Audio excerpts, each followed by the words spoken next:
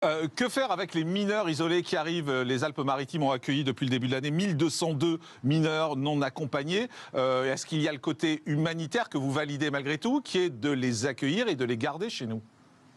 Non mais je pense que la fermeté en matière d'immigration est peut-être la plus grande forme d'humanité parce que en vérité ce qui me dérange moi chez tous ceux qui sont favorables à encore plus d'immigration chaque année, c'est que cette politique elle est responsable de drames. D'abord je pense que l'immigration est un drame, c'est un drame pour ces personnes qui quittent leur pays avec l'espoir que l'Europe est un Eldorado et que nous allons pouvoir subvenir à leurs besoins et leur offrir un avenir meilleur. Ça n'est plus le cas. Nous avons 6 millions de chômeurs, 10 millions de pauvres, des centaines de milliers de personnes qui attendent un logement dans notre pays. Et vous parlez du cas spécifique des mineurs étrangers non accompagnés.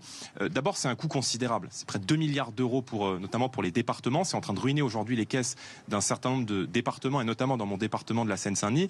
Et le sujet, c'est qu'une très grande partie d'entre eux, près de 2 tiers d'ailleurs, d'après les différentes études qui ont été faites, ne sont ni mineurs ni isolés.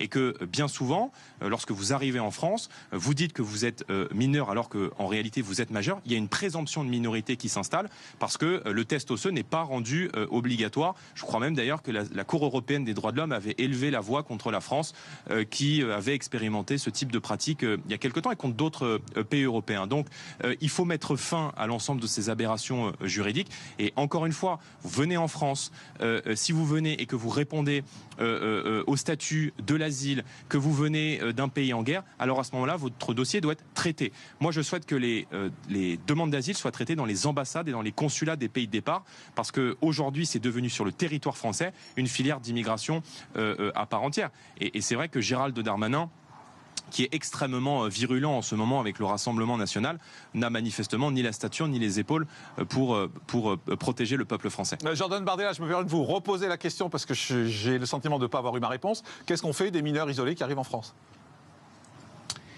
Eh bien, nous les renvoyons chez eux, dans leur pays d'origine, comme font en fait tous les pays du monde qui maîtrisent leur immigration, monsieur Morandini. À partir du moment où vous venez en France, où vous êtes contraint de vous soumettre à un test, notamment un test osseux, qui permet de déterminer si oui ou non vous êtes mineur. Si vous n'êtes pas en situation de minorité, que vous ne fuyez pas la guerre et que vous ne répondez pas aux conditions de l'asile en France, eh bien vous êtes reconduit dans votre pays de départ. Mais avec le Rassemblement national, une telle situation ne se produirait pas puisque nous organiserons le traitement de l'asile dans les ambassades et dans les consulats des pays de départ. C'est-à-dire que si vous venez sur le territoire français, que vous êtes présent de manière irrégulière, eh bien nous rétablissons le délit de séjour irrégulier qui a été supprimé par les socialistes en 2012. Et donc, de facto, vous êtes considéré comme devant être reconduit dans votre pays de départ.